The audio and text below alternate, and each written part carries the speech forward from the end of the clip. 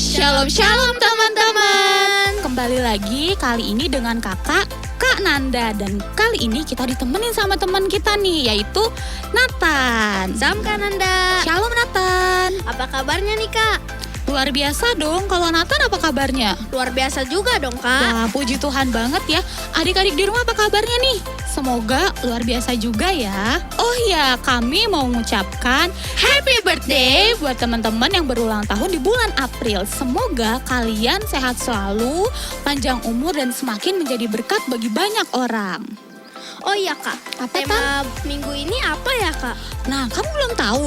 Belum tahu Kak. Kalau teman-teman di rumah udah ada yang tahu belum? Pastinya belum tahu juga dong Oh Kak. iya, oke, Kak kasih tahu ya. Tema kita kali ini yaitu pemenang memiliki kerendahan hati.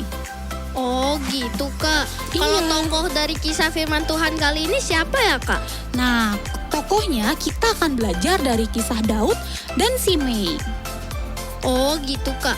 Kalau siapakah si Mei dalam kisah Daud Kak? Oke, Kakak jelasin ya. Jadi Simei itu merupakan salah seorang keturunan dari Raja Saul.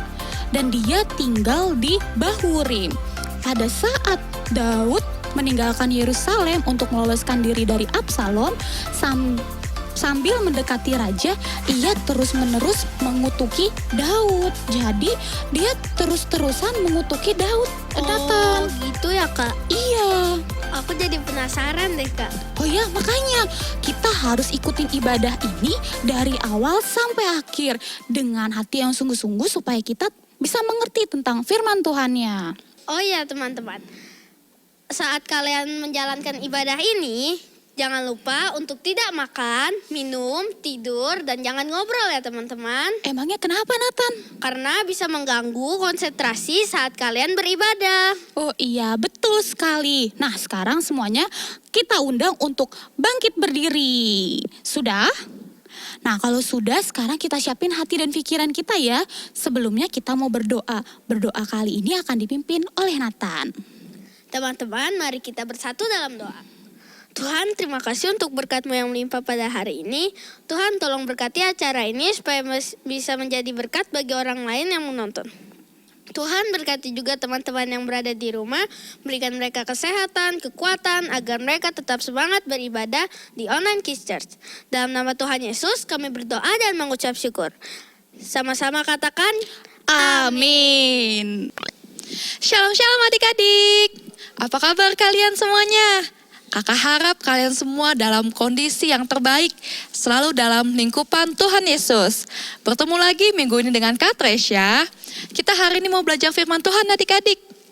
Untuk tema firman Tuhan minggu ini adalah pemenang memiliki kerendahan hati.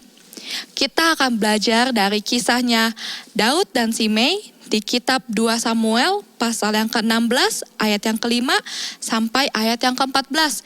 Kakak mau ajak adik-adik untuk buka Alkitabnya sekarang. Kita mau baca di 2 Samuel pasal yang 16 sampai ayat yang ke-5 sampai ayat yang ke-9. Sudah ketemu kitabnya? Sudah ketemu ayatnya? Yang sudah ketemu katakan yes. Sudah ketemu ya? Kita baca 1, 2, 3. 2 Samuel pasal yang 16 ayat 5 sampai 9. 1, 2, 3. Ketika Raja Daud telah sampai ke Bahurim, keluarlah dari sana seorang dari kaum keluarga Saul. Ia bernama Simei bin Gera. Sambil mendekati raja, ia terus-menerus mengutuk. Ayat yang ke-6. Daud dan semua pegawai Raja Daud dilemparinya dengan batu, walaupun segenap tentara dan semua pahlawan berjalan di kiri kanannya.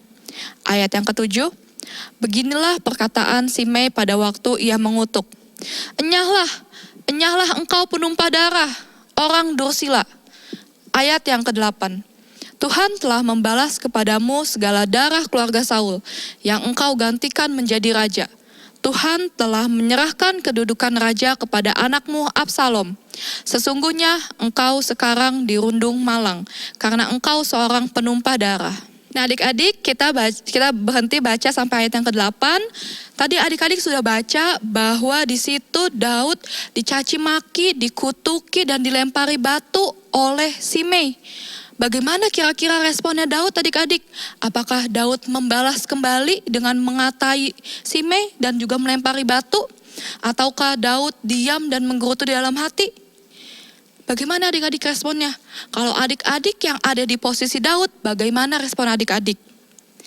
Nah adik-adik, kakak mau ceritakan alurnya bagaimana bisa sampai Daud itu dilempari batu oleh Simei dan dicaci maki oleh Simei.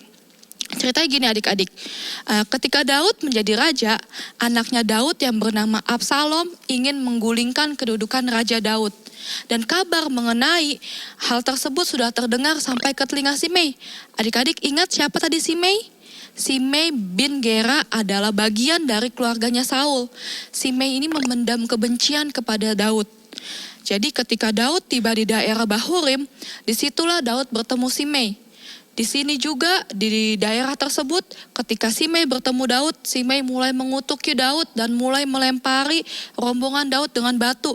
Dikata-katain adik-adik si Daud itu. Daud dikatain oleh Simei bahwa apa yang terjadi padanya sekarang itu karena karma dari Tuhan adik-adik.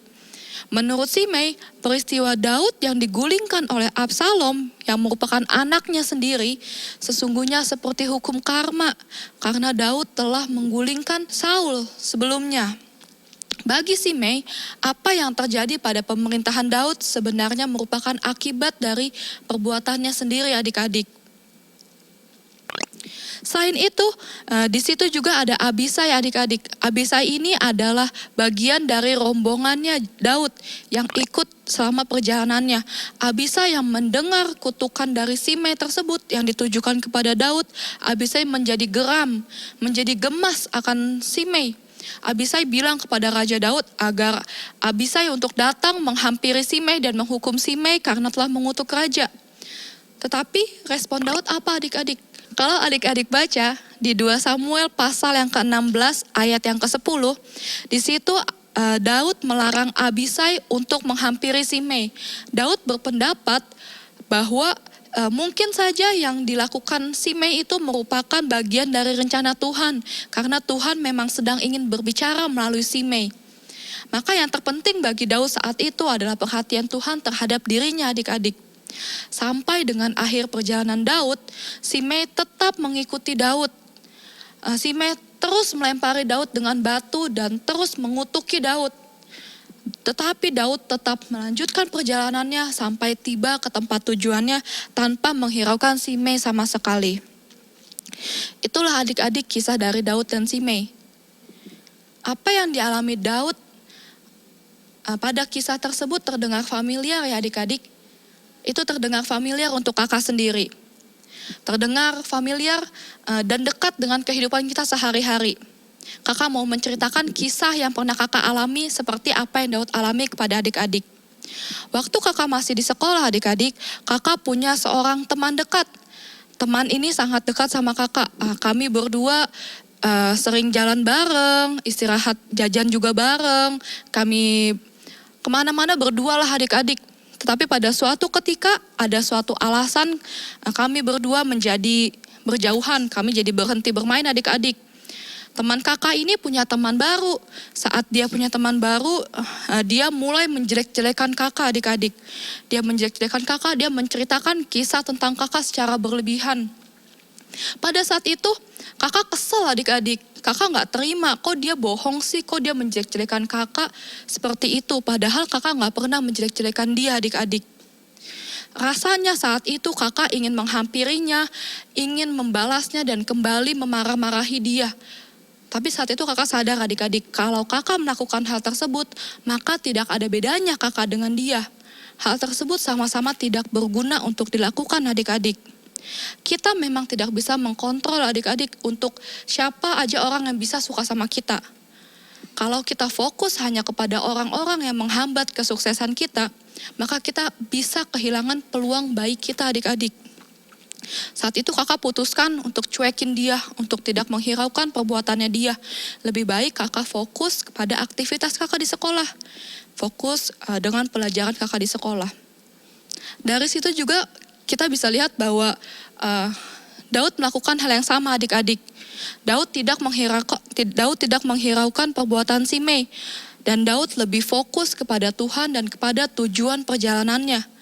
Kakak mau tanya sama adik-adik, kenapa sih kok Daud bisa untuk tidak menghiraukan perbuatannya Simei? Sedangkan Simei kan jahat ya adik-adik, melempari Daud batu, mengkata-katai, mengutuki Daud. Kenapa Daud bisa seperti itu adik-adik? Itu karena Daud memiliki kerendahan hati adik-adik. Daud itu adalah seorang raja. Masa seorang raja dikutuki oleh rakyat biasa? Masa seorang raja dilempari batu oleh orang biasa adik-adik? Rasanya tidak mungkin ya adik-adik. Apalagi di situ Raja Daud tidak sendiri, ia bersama dengan pasukannya. Ia bersama dengan rombongannya. Harga diri Raja Daud tentu akan merasa dilecehkan dong adik-adik ketika ada orang biasa yang mengutuki dirinya. Bukankah sewajarnya Raja Daud itu untuk marah? Tetapi tidak adik-adik. Raja Daud tidak marah. Raja Daud tidak membalas perbuatannya Simei.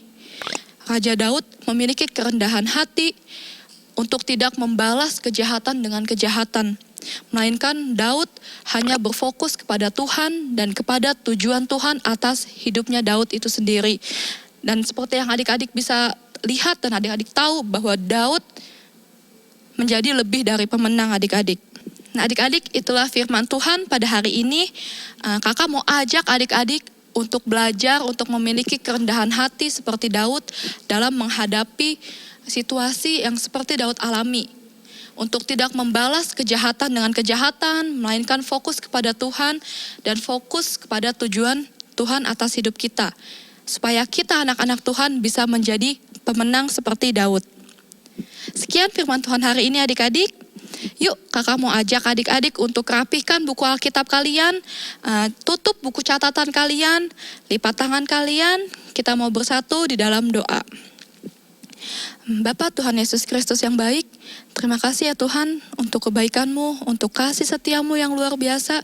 Kalau Engkau ajarkan kami kembali ya Bapa, untuk memiliki kerendahan hati seperti Daud ya Bapa.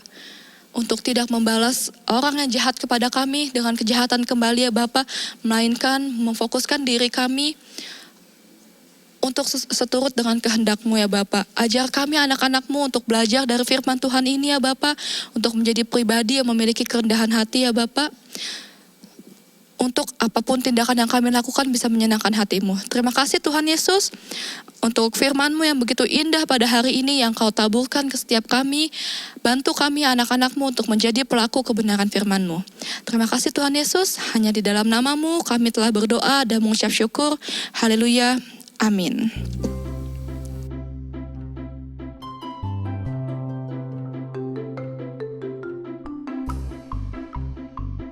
Shalom. Retapan 3 ayat 22 dan 23. Tak berkesudahan kasih setia Tuhan, tak habis-habisnya rahmat-Nya, selalu baru tiap pagi. Besar kesetiaan-Mu. God bless you, dah. Adik-adik, sebelum kita selesai, yuk kakak ajak sekali lagi kita semua berdiri. Dan kakak ingat nih, karena ini sudah minggu terakhir, biasanya kalau di minggu terakhir kakak akan berdoa buat kamu semua yang berulang tahun di bulan April ini. Nah kalau ada kamu yang berulang tahun di bulan April, yuk bangkit berdiri. Teman-teman yang ada di rumah juga kita akan sama-sama berdoa. Dan kakak juga akan berdoa buat kamu yang berulang tahun hari ini, di bulan April ini. Dan kakak akan memberkati kita semua. Sekalian kita doa berkat ya, untuk minta Tuhan memberkati kita.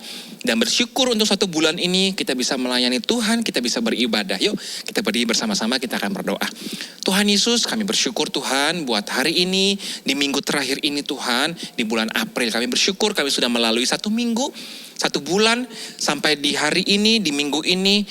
karena Tuhan Yesus baik. Dan hari ini Tuhan, kami mau berdoa buat teman-teman kami, adik-adik kami, anak-anak kami yang berulang tahun di bulan April ini. Kami mau berdoa buat mereka semua Tuhan, biar di bulan ini ketika mereka bertambah lagi umur yang Tuhan berikan, juga Tuhan tambahkan kesehatan, kepintaran, kecerdasan, hikmat yang berlimpah-limpah dari Tuhan Yesus. Hidup mereka diberkati Tuhan, masa depan mereka di tangan Tuhan, dan masa depan yang terbaik Tuhan tetapkan dalam setiap kehidupan mereka. Mereka akan jadi anak-anak yang hebat, anak-anak pemenang, pahlawan-pahlawan Tuhan yang menjadi alat Tuhan untuk memberitakan kebaikan Tuhan Yesus. Dan kamu juga memberkati kami semua Tuhan yang hari ini beribadah, biar kami semua diberkati Tuhan dan ibadah kami menyenangkan Tuhan. Sebelum kami selesai juga Tuhan memberkati kami. Hidup kami diberkati Tuhan, pendidikan kami, sekolah kami diberkati Tuhan, keluarga kami diberkati Tuhan. Dan apa saja yang kami lakukan yang berkenan kepada Tuhan, Tuhan akan buat kami berhasil.